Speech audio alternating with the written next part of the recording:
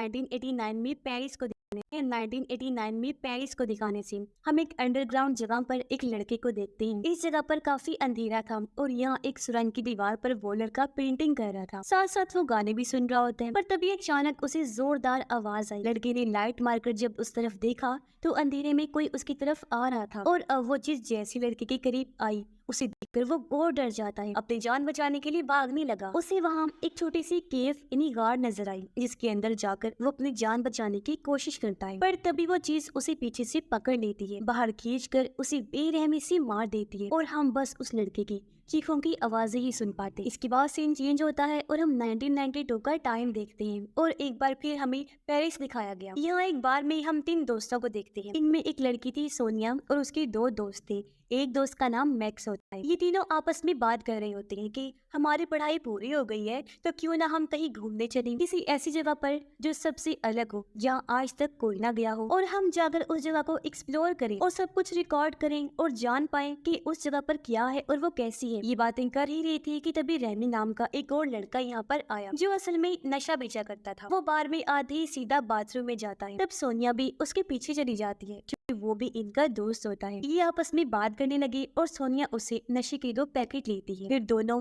कल होने वाली पार्टी के बारे में बात करने लगती हैं। जिसके बाद सोनिया और उसके दोनों दोस्त घर जाने के लिए निकलते हैं क्योंकि तीनों का एक दूसरे के अलावा कोई नहीं था, इन तीनों की ही फैमिली थी। पर हम देखते हैं कि 2 आदमी इनका पीछा कर रहे हैं जो बाहर से इन पर नजर रखी हुई थी। पर इस चीज से अनजान वो लोग घर आकर सो जाते हैं। तभी सोनिया देखती है कि वो लोग इनके घर घुस आए हैं और एक आदमी इन्हें मारने लगता है जबकि दूसरा सोनिया को जान से मार डालता है। पर तभी अचानक सोनिया की आंख खुल जाती है। वो काफी घबरा गई पर ये सोचकर उसे तसल्ली होती है कि थैंक गॉड ये सपना था और वो फिर से सो जाती है। अब अगले दिन तीनों दोस्त अच्छे से तैयार होकर पूरी तैयारी के साथ निकल पड़ते हैं क्योंकि ये अपने प्लान के मुताबिक किसी जगह पर जा रही थी उसे एक्सप्लोर करने, और मैक्स सब कुछ अपने कैमरे में रिकॉर्ड कर रहा होता है। थोड़ा दूर चलने पर इन्हें रेमी दिखाई देता है जो भी इनके साथ जा रहा था और ये लोग आगे बढ़ जाते हैं। रेमी ने बताता है कि एक मेट्रो स्टेशन है जिसके पास ही एक टनल सुरंग है, उसके नीचे एक अंडरग्राउंड जगह है जहाँ बहुत सारी सुरंगें और केव्स हैं, तो हम वहाँ जाएंगे एक्सप्लोर करने। जिसके बाद ये लोग आगे बढ़े और एक सुरंग से होकर गुजरते हैं। यहाँ मैक्स रेमी से पूछता है कि जिस अंडरग्राउंड जगह पर हम जा रहे हैं वो सेफ है ना, वहाँ कोई खतरा तो नहीं, और वो जगह देखने के लायक है भी या नहीं। रेमी कहता है यार वो जगह अच्छी है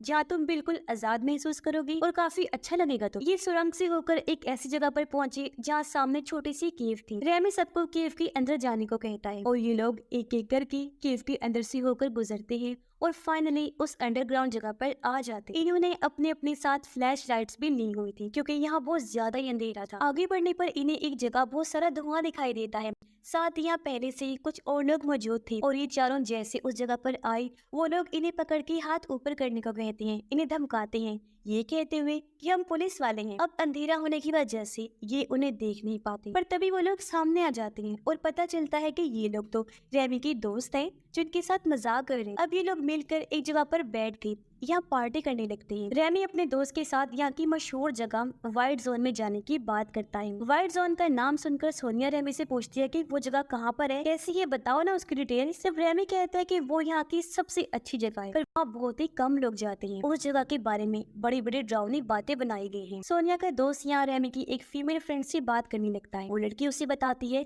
कि मैं यहाँ सिर्फ इसलिए आई हूँ क्योंकि मेरा भाई यहाँ खो गया है जिसे मैं ढूंढने आई हूँ, बाकी मुझे इस तरह की जगह पर आने का कोई शौक नहीं है। तब सोनिया का दोस्त भी उसे अपने बारे में बताता है कि मैं भी अपने मॉम डैड के साथ नहीं रहता और मेरी फैमिली सोनिया और मैक्सी। अब सोनिया इन दोनों को बात करते हुए देखकर खुश हुई, इनकी वीडियो बनाने लगती। जिसके बाद ये चारों लोग आगे की जगह को एक्सप्लोर करने के लिए निकल जाते हैं। अब रेमी के पास एक नक्शा था जिसे देखकर ये लोग आगे बढ़ रहे हैं। नक्शा देखकर रेमी इन्हें बताता है कि हम पेरिस की सबसे बड़ी बड़ी बिल्डिंग्स के नीचे हैं। अब जब ये लोग आगे बढ़े तो इन्हें कुछ लोगों की आवाजें आने लगी जो सुनकर ये चुप हो जाते हैं। जिन लोगों की आवाजें थीं उनमें से एक बाहर आकर वहाँ टॉयलेट करने लगता है। ये देखकर उन चारों को बहुत बुरा लगा और वो उस आदमी को धक्का मारकर भाग जाते हैं, पर वो लोग इन चारों का पीछा करने लगे और आखिरकार इन्हें पकड़ लिया जाता है। ये एक गैंगस्टर्स का ग्रुप था जो लोग काफी खतरनाक थी। वो इन चारों के साथ काफी बुरा सलूक करने लगे। इनका हेड सोनिया के पास आकर उसे बालों से पकड़कर मारने लगता है। फिर वो सोनिया को छोड़कर तीनों के पास आकर उन्हें मारने लगता है, पर सोनिया गन लेकर उन लोगों पर तान देती है। वो फिर हेड के कान पर गोली मार देती है जिससे सारे लोग काफी घबरा जाते हैं। गन पॉइंट पर सोनिया फिर अपने दोस्त को लेकर यहाँ से आगे भाग जाती है। इससे ये चारों काफी घबरा गए। मुसीबत की बात तो ये थी कि वो बुरी तरह यहाँ पर अपना रास्ता भटक गए थे, इसलिए बाहर जाने का रास्ता ढूंढने लगते हैं। ये लोग एक ऐसी जगह पर आ पहुँचते हैं जहाँ बहुत सारा पानी खड़ा हुआ था। यहाँ चूहे भी बहुत ज्यादा थे। ये देखकर इन्हें काफी अजीब लगा, पर वो जब दूसरी साइड पर आई तो एक नई ही जगह पर आ जाती है। यहाँ की दीवार पर बहुत सारे लोहे के हैंडल्स लगे हुए थे, जिन्हें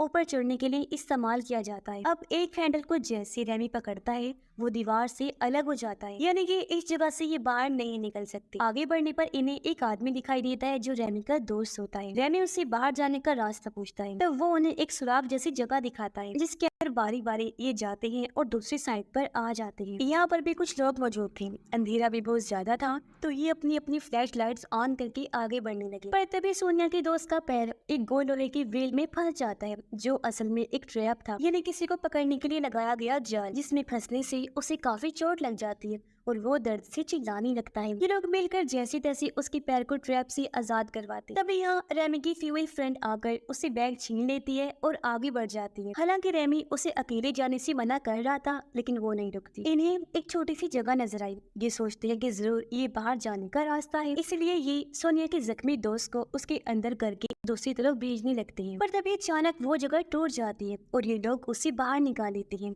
और सोनिया का दोस्त बाल बाल बचता है। अब ये लोग रेमी की फीमेल फ्रेंड को ढूंढने निकल पड़े। ये एक ऐसी जगह पर पहुंचे जहाँ एक और ट्रैप लगाया हुआ था, जिसकी तार को ये देख लेते हैं, इसलिए ये आगे नहीं बढ़े, रुक जाते हैं। पर तभी इन्हें अपने पीछे से जोरदार ड्राउनी आवाजें आने लगी, इसीलिए वो बिना तार से पैर को टच किए आगे बढ़ जाते हैं। मगर जो भी चीज इनके पीछे थी उसकी आवाजें काफी तेज होती जा रही थी। सबसे आखिर में मैक्स बचा था, जो इन सब चीजों की वीडियो रिकॉर्ड कर रहा था। और वो चीज आखिर यहाँ पर आ ही जाती है, जो दरअसल एक वुल्फ भेड़िया था, जिसे कैमरा के जरिए मैक्स तो देख लेता है पर बाकी लोग नहीं देख पाते। और अब मैक्स भी इनके पास पहुंच गया और ये लोग उस सुरंग से आगे बढ़ जाते हैं। सब लोग मैक्स को कहते हैं कि हमें भी वो वीडियो दिखाओ जो तुमने रिकॉर्ड की, ताकि हम भी तो देखें कि हमारे पीछे आखिर क्या था जिसकी आवाज इतनी डरावनी थी। लेकिन मैक्स उस वुल्फ की वजह से इतना डर गया था कि वो इनसे झूठ बोल देते कि मैंने कोई वीडियो नहीं बनाई। घबराहट के आलम में वो सिगरेट पीने लगा, जबकि बाकी तीनों नक्शे को देखकर आपस में बातें करने लगते हैं। तभी मैक्स की नजर दीवार पर लगे एक नेम प्लेट पर जाती है। वो काफी दंग रह जाता है और उन तीनों को बताता है, जानते हो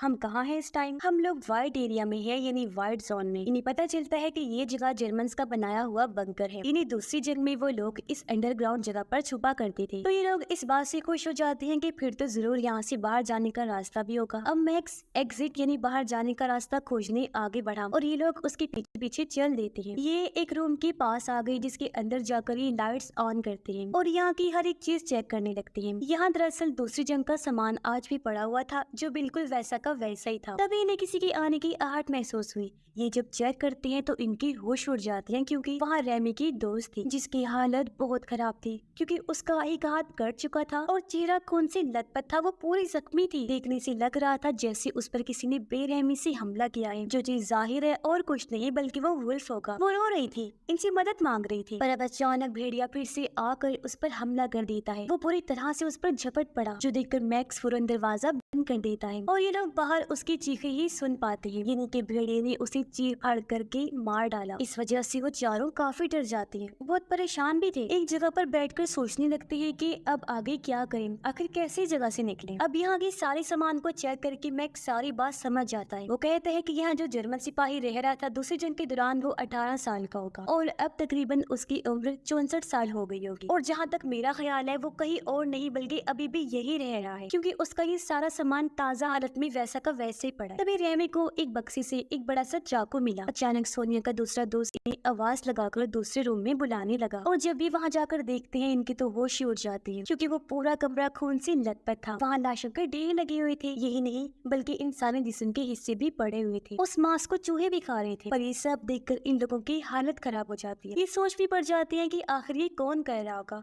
और यहाँ पर चल क्या रहा है। वो ये सोच रही थी कि तभी अचानक वुल्फ के आने की फिर से आवाज आती है और ये लोग भागने लगते हैं। वुल्फ ने इनको देख लिया था और वो इनका पीछा करने लगता है। ये लोग जैसे तैसे भागकर एक दरवाजे की दूसरी साइड पर आ जाते हैं। सोनिया का दोस्त दरवाजा तो बंद कर लेता है। एक जगह से वुल्फ ने उसका पैर पकड़ लिया, उसका पैर काट कर अलग कर देता है। ये देखकर तीनों दोस्त जैसे तैसे उसे बचा लेते हैं और अब इनकी नजर वुल्फ पर भी गई, जो बहुत भयानक लग रहा था। तभी अचानक एक सीटी बजने की आवाज आती है और वुल्फ वहाँ से भाग जाता है, जिसके बाद ये लोग उस दोस्त को अंदर एक रूम में लाकर लिटा देते हैं। वो बेचारा दर्द में था, काफी दुख के साथ अपने पुराने टाइम को याद करने लगता है। सोनिया और एमी बात कर रही थी कि हमें अपने उस जख्मी दोस्त को यही छोड़कर जाना चाहिए। इस हालत में हम उसे कैसे लेकर जाएंगे अपने साथ। उनकी ये सारी बातें उस दोस्त ने भी सुन ली थी। वो काफी दुखी हो गया, रोने लगता है, पर ये उसके पास आकर उसे भी ये बात बता देती है कि तुम परेशान ना होना, हम तुम्हें लेने जरूर आएंगे। जो कहकर वो उसे अलविदा कहते हैं और यहाँ से आगे निकल जाते हैं। उनके जाने के बाद इस कमरे में अंधेरा हो गया। तब उनका वो दोस्त अपने कैमरे का नाइट मोड ऑन कर लेता है, जिसमें हम अंधेरे में भी देख सकते हैं। कैमरा ऑन होते ही हम वहाँ एक भूत को देखते हैं,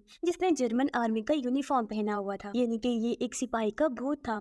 और वो सोनिया के दोस्त पर हमला करके उसे मार देता है। वो तीनों जब जा रही थी तो तभी वो जर्मन सोल्जर का भूत उनके सामने आ जाता है। उसका चेहरा इन्होंने देख लिया था और ये लोग डर के भागने लगते हैं, पर अब वो जर्मन भूत भी इनका पीछा करने लगता है। लेकिन तभी अचानक इनका ध्यान नहीं रहता और रेमी का पैर उस तार वाले ट्रैप से टकरा जाता है, जिसमें फंसकर वो ब्लास्ट हो गया, यानी कि फट जाता है और उसकी पूरी तरह मौत हो जाती है। सोनिया और मैक्स जो जिंदा बच के थे काफी घबरा जाते हैं कि हम 4 में से बस 2 ही रह गए हैं। ये लोग अब उस सुराग जैसी जगह के पास जाते हैं जहाँ से ये इस तरफ आए थे। ये देखकर काफी डर जाते हैं कि वो जगह तो बंद कर दी गई है। ये बॉम्ब फेंककर उस होल को खोलने की कोशिश करते हैं, मगर इनका बॉम्ब उस जगह पर ब्लास्ट ही नहीं होता। और अचानक सोल्जर का भूत भी इनके पास आ गया। उसे देखकर मैक्स उससे लड़ने लगा, मारने की कोशिश करता है, लेकिन वो भूत ही मैक्स को मार डालता है। तभी बॉम्ब भी फट गया और होल खुल जाता है। तब उसके अंदर जाकर सोनिया दूसरी तरफ चली जाती है। वहाँ आकर सोनिया बहुत सारी लाशों को देखती है। डरी तो वो पहले भी हुई थी, लेकिन अब उसकी हालत और खराब हो जाती है। लेकिन जैसी तैसी खुद को संभालते वो आगे बढ़ गई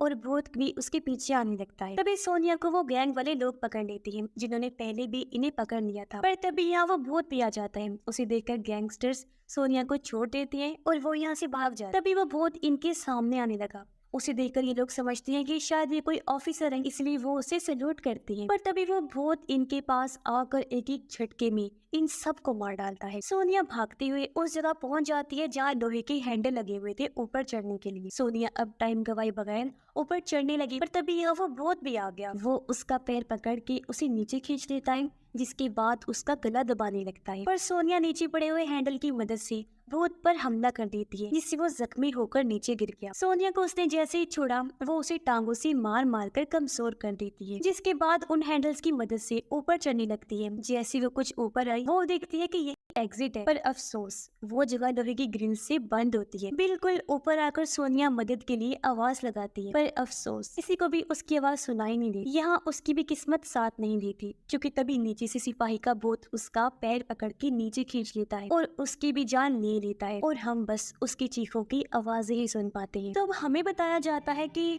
उन तीनों दोस्तों को क्या पता था कि वहाँ जाने के बाद कभी लौट के हम वापस नहीं आएंगे, हमारी मौत हो जाएगी। अब उन्होंने इंजॉय करना ही था तो कहीं और चले जाते। उन्हें इस जगह के बारे में कुछ भी पता नहीं था और वो यहाँ एक्सप्लोर करने आ गई, जो इनकी सबसे बड़ी गलती थी और इनकी जान लेने की वजह बनी। तो ऐसे किसी भी चीज के बारे में जब तक आपको पता नहीं होता, वो काम नहीं करना चाहिए। अब करें बात उस सोल्जर की, वो दूसरी जेल में वहीं फंस गया होगा और बाहर निकलने का रास्ता उसे नहीं मिला, तो यही रह रहकर उसकी मौत हो गई और फिर वो बन गया एक भूत, जो यहाँ आए लोगों पर हमला करता है और उन्हें खा कर ही अपनी भूख मिटाता है। और बस इसी भयानक एंडिंग के साथ ही ये कहानी भी इधर ही खत्म हो जाती है।